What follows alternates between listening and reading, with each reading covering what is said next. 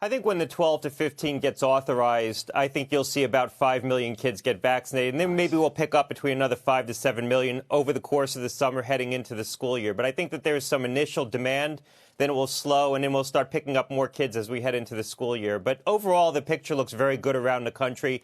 Even if vaccination rates are slowing, we're still going to continue to chip away at getting more people vaccinated. It's just that the demand that's left is weaker demand. The people who are really going to line up for these vaccines lined up for them. Now we have to make a harder effort to get into the community and get vaccines in places that are convenient for people. But I think that these gains are locked in, and the summer looks very good. Love to hear that. We heard the education secretary say this fall it's back to the classroom for every single kid. Do you think there'll be a you must be vaccinated mandate or no?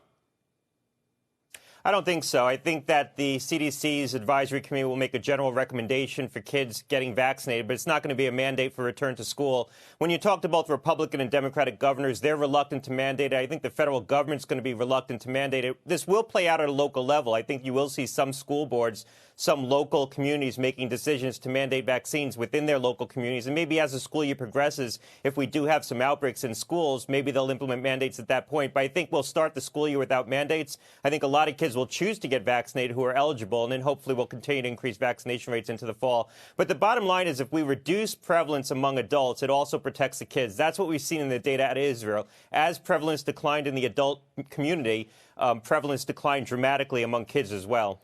We've seen all the data. It looks fantastic. Doctor, at this rate, if things fall our way with the vaccines, when do you think the CDC can have a meaningful conversation about lifting the mask mandates indoors?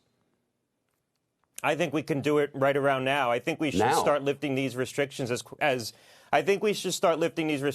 aggressively as we put them in. We need to preserve the credibility of public health officials to perhaps re-implement some of these provisions as we get into next winter if we do start seeing outbreaks again. And I think the only way to earn public credibility is to demonstrate that you're willing to relax these provisions when the situation improves. That's what gives you the credibility to implement them when things worsen. So I think as we get into May, as we see prevalence levels start to decline even further, especially if you're in environments where you know you have a high prevalence of vaccination, where you have a lot of vaccinated people, I don't think you have to continue these mask mandates.